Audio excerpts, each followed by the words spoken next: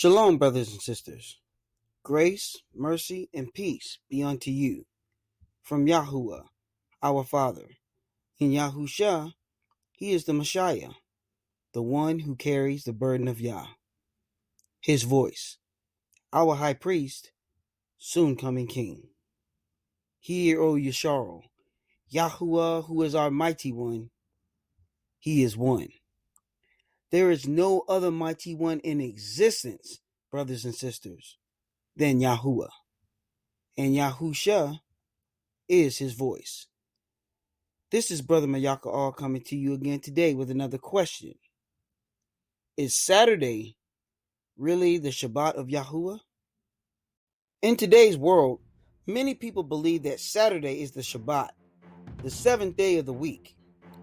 But when we examine the scriptures and the natural timekeeping system Yahuwah established from creation, we find that the true Shabbat is not found on the Gregorian calendar. In fact, the concept of a continuous 7-day week disconnected from the moon is not scriptural at all. It is Roman. Yahuwah's Shabbats, just like his feasts, are appointed by the luminaries, the sun, moon, and stars. Let's go through the scriptures and history to uncover the truth about Yahuwah's Shabbats and why the moon is essential to finding it. Let's begin with YAHUAH'S, Leviticus chapter 23 verses 1 through 3, which says, And Yahuwah spoke unto Moshe, saying, Speak unto the children of Yisrael, and say unto them, concerning the feasts of Yahuwah, which ye shall proclaim to be holy convocations, even these are my feasts. 6 days shall work be done, but the 7th day is the Shabbat of rest, and holy convocation. Ye shall do no work therein. It is the Shabbat of Yahuwah in all your dwellings. This is key. The Shabbat is not just a day of rest, it is a feast. In fact, it is the very first feast listed by Yahuwah. That means it follows the same appointment system as the other feasts, which are all set by the moon. If the moon appoints the feast, and the Shabbat is a feast, then the moon must also appoint the Shabbat. Now consider this. Tehillim, Psalms, chapter 104, verse 19, which reads, He appointed the moon for feasts. The sun knows his going down. This verse proves that the moon is Yahuwah's clock for feasts. There is no mention of a man-made calendar or a fixed weekly cycle. The moon appoints the times, and the Shabbat, being a feast, is governed by this same system. That means the Gregorian Saturday, which cycles endlessly without regard to the moon, cannot possibly be Yahuwah's true Shabbat. Now, let's return to the beginning. In Genesis chapter 1, verses 1 through 5, we read, In the beginning, Elohim created the heavens and the earth. And the earth was without form and void, and darkness was upon the face of the deep. And the Ruach Elohim moved upon the face of the waters. And Elohim said, Let there be light. And there was light. And Elohim saw the light, that it was good, and Elohim divided the light from the darkness. And Elohim called the light day, and the darkness he called night. And the evening and the morning were the first day. This light was not merely spiritual, it was the activation of the sun, moon, and stars, which were created in verse 1. The division of light and darkness on day 1 shows us that time began with the functioning of the luminaries. Yahuwah did not create time based on darkness or a hidden calendar. He spoke light into being, and his light began the cycle of day and night. That's Yahuwah's true time. In Genesis chapter 1, verse 14, we find the purpose of the luminaries clearly defined. And Elohim said, Let there be lights in the expanse of the heavens to divide the day from the night, and let them be for signs and for appointed feasts and for days and years. This is a direct statement from the Creator himself. The lights in the heavens, the sun, moon, and stars are for measuring time, not Roman calendars, not Jewish traditions, not continuous 7-day loops. Only the luminaries are appointed by Yahuwah to declare his time. Let's dive into some history. The Saturday Shabbat did not originate with Yahuwah. He was invented through a long process of compromise and rebellion during the rise of Roman Christianity. In the 2nd and 3rd centuries AD, the early assemblies of Yisrael who followed Yahusha and kept the Shabbat according to the moon were systematically persecuted. After Emperor Constantine I supposedly converted to Christianity, he sought to merge Roman paganism with the Messianic faith, forming what we know today as Constantinian Christianity, the early form of Catholicism. In 321 AD, Constantine issued the first civil law enforcing Sunday observance, not based on scripture, but on sun worship, inherited from the Roman deity Sol Invictus, the unconquered sun. Just a few years later, at the Council of Nicaea in 325 AD, Constantine made it illegal to keep anything related to Hebrew customs, including the Shabbats, the renewed moons, and the feasts. Over time, the Roman Catholic Church rejected the original moon-based Shabbat that Yahuwah gave to Yisrael and replaced it with man-made alternatives. They elevated Sunday as the new Lord's Day, rooted in Roman sun worship. And as the centuries passed, Saturday, the 7th day of the Roman week, became widely accepted as the Shabbat, especially by the 6th and 7th centuries AD. But this was not the time Yahuwah established from creation. His original Shabbat was determined by the moon, not by a fixed, repeating man-made calendar.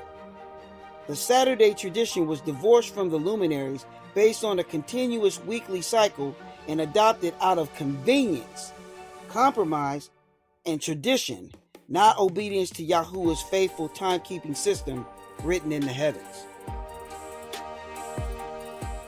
Let us take a close look at the Constantine Creed, 325 AD at the Council of Nicaea. It reads as follows: I renounce all customs, rites, legalisms, unleavened bread, and sacrifices of lambs of the Hebrews, and all the other feasts of the Hebrews, sacrifices, prayers, aspirations, purifications, sanctifications, and propitiations, and fasts, and new moons, and Shabbats, and superstitions, and hymns, and chants, and observances, and synagogues. Absolutely everything Hebrew, every law, rite, and custom. And if afterwards I shall wish to deny and return to Hebrew superstition, or shall be found eating with Hebrews, or feasting with them, or secretly conversing and condemning the Christian religion, instead of openly confuting them and condemning their vain faith, then let the trembling of Cain and the leprosy of Gehazi cleave to me, as well as the legal punishments to which I acknowledge myself liable, and may I be an anathema in the world to come, and may my soul be set down with Satan and the devils. And you can read the references right here.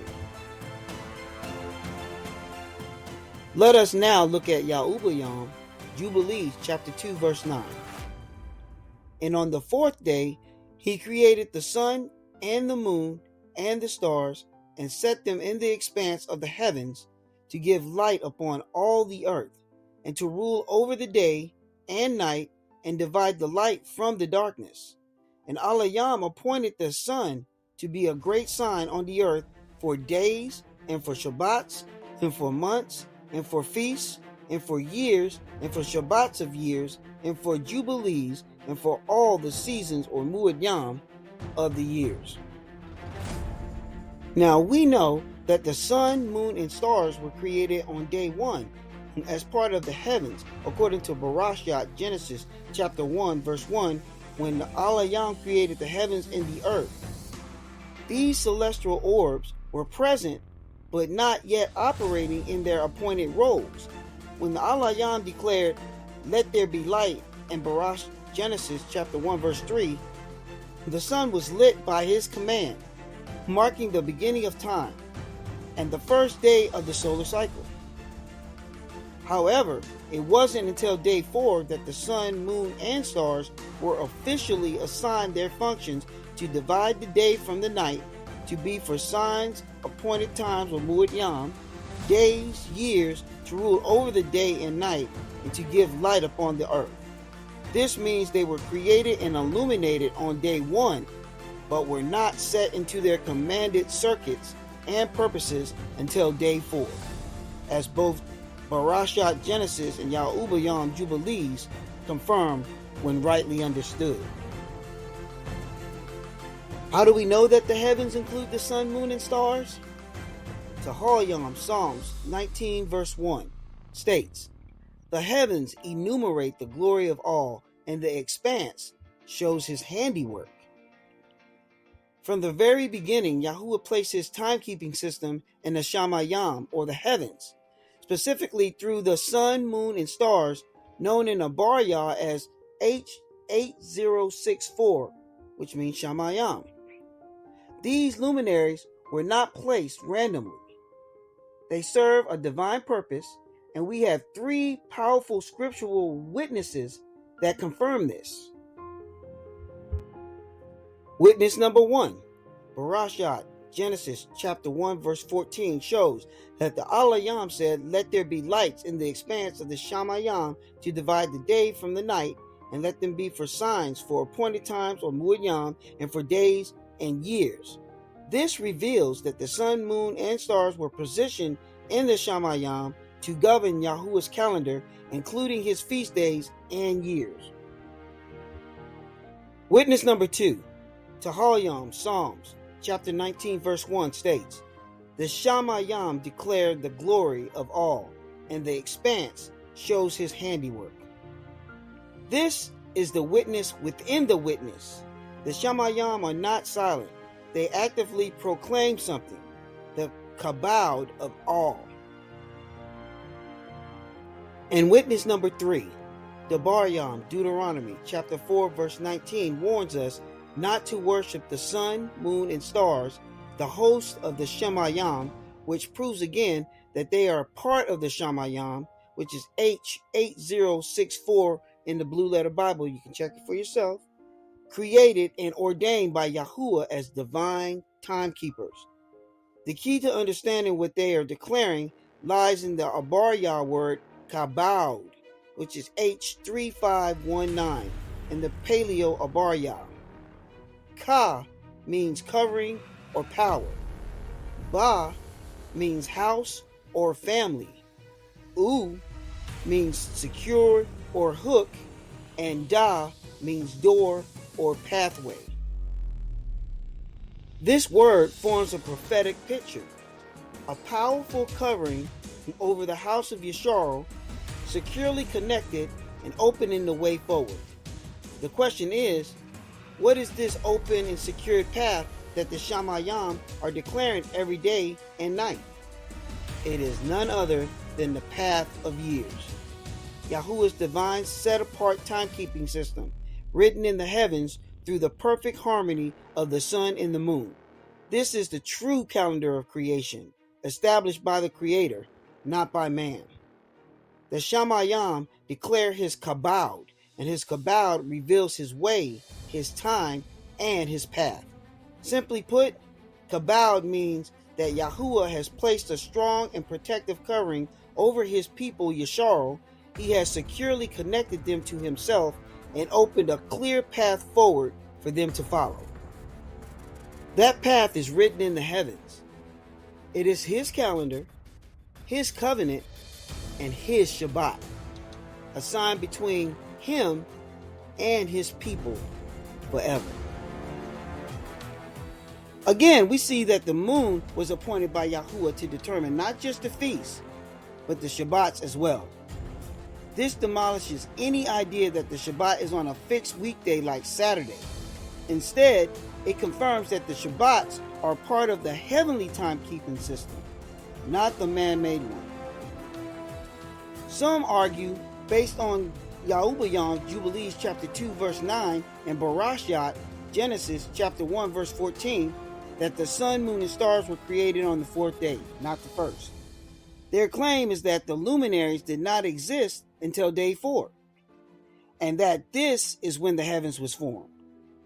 However, this interpretation ignores the full context of Barashat Genesis chapter 1 verse 1 and contradicts the foundational truth that the shamayam and the earth were already created on day 1, according to Barashat Genesis chapter 1 verse 1. In the beginning, Alayam created the shamayam and the earth. Since the sun, moon, and stars are part of the shamayam, and the shamayam was created on day 1, then the luminaries were necessarily created at that time as well. The confusion comes not from what the text says, but from misunderstanding the difference between creation and function.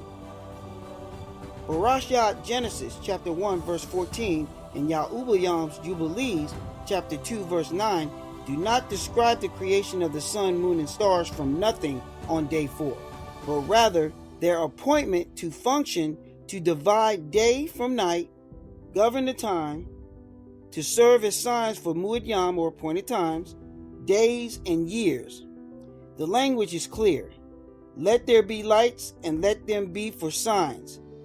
And he set them in the expanse. The word set denotes placement into operation, not initial creation. Therefore, both Barashat Genesis and YAHUAH'S Jubilees support this truth. The heavens were created on day 1. The sun, moon, and stars, being a part of the heavens, were created on day 1, and they were assigned their roles and activated on day 4 in perfect alignment with the path of years timekeeping system designed by Yahuwah. This understanding preserves the integrity of all scripture and reveals the deeper wisdom in how Yahuwah set his calendar in motion with the sun and moon operating in harmony, declaring his kabod or glory and guiding his people through his divine and eternal timing. Now, brothers and sisters, let's examine the deeper harmony between the sun, moon, and stars, known as the path of years. YAHUAH'S Jubilees chapter 6 verse 34. Verse 34. And all the children of Yashar will forget and will not find the path of the years, and will forget the new moons, seasons, and Shabbats, and they will go wrong as to all the orders of the years. Now you may be asking, Brother Mayaka, what is the path of years? Well, the path of years is when Yahuwah causes the sun, moon, and stars to work together in the heavens to give us time without man-made adjustments, and that includes adding 13th months. Yahuwah's timekeeping doesn't rely on man-made calendars, but is revealed through the path of years, his natural divine synchronization of the sun, moon, and stars. At creation, both the sun and moon were set in motion on the same day. The sun began its journey in the morning, and Hadash, or the renewed moon, appeared in the western sky just after sunset. The sun travels 12 hours before setting and entering the opposite portal, while Hadash appears briefly in the western sky and then shortly follows behind the sun through the same portal and rides with it on the other side for 12 more hours. The sun then returns to the east to begin day 2, while the moon begins its day 2 only after appearing again later that evening. This process continues monthly, and because the sun is always 12 hours ahead, this accumulates to a 6-day lead over the moon over the course of 12 months. This 6-day excess is confirmed in the book of Enoch, chapter 74, verse 11. Verse 11. At those times, there is an excess of 30 days belonging to the sun in 5 years. All the days belonging to each year of the 5 years, when completed, amount to 364 days. And to the sun and stars belong 6 days. 6 days in each of the 5 years, 30 days belonging to them. Together, the 6 excess days from the sun's 12-hour lead plus the 4 intercalary days added by the alayam equal 10 days by which the moon falls naturally behind. This design is not a flaw. It is divinely ordained. Yahuwah created the luminaries to operate in perfect harmony, never requiring man-made leap years or adjustments. This is Yahuwah's natural order, the path of years. The sun, being the great luminary, holds all the time. But the book of Hanuk, chapter 73, explains how the sun transfers all of its time to the moon in increments of light in parts.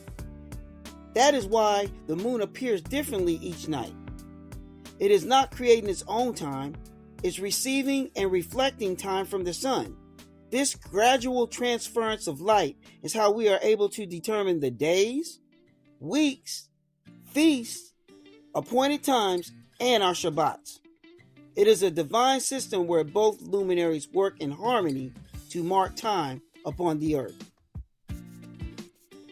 As it is written in Hanuk, Enoch, chapter 72, verse 1, the sefer of the courses of the luminaries of the heavens, the relations of each, according to their classes, their dominion, and their seasons, according to their names and places of origin, and according to their months, which Uriah, the holy angel who was with me, who is their guide, showed me, and he showed me all their laws exactly as they are, and how it is regard to all the years of the world and unto eternity, till the new creation is accomplished, which endures till eternity.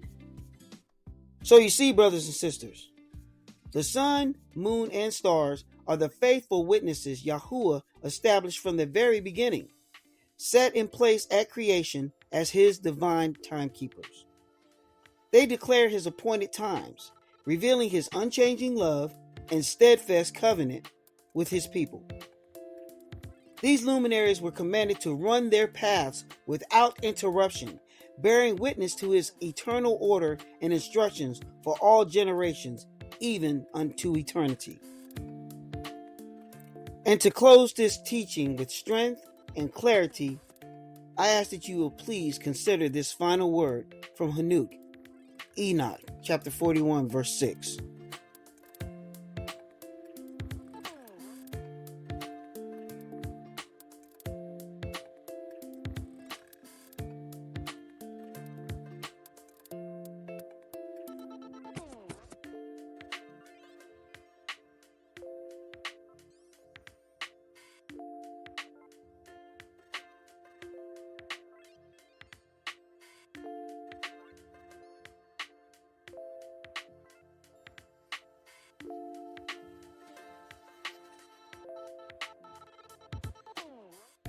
If this message resonated with you, please like, share, and subscribe to Yahuwah's Remnant for more scriptural truths. May the everlasting peace of Yahuwah rest upon you. May he grant you wisdom, discernment, and a continuous thirst for his righteousness. Ask for the ancient path, which is the good way, so you can find rest for your souls. Shalom.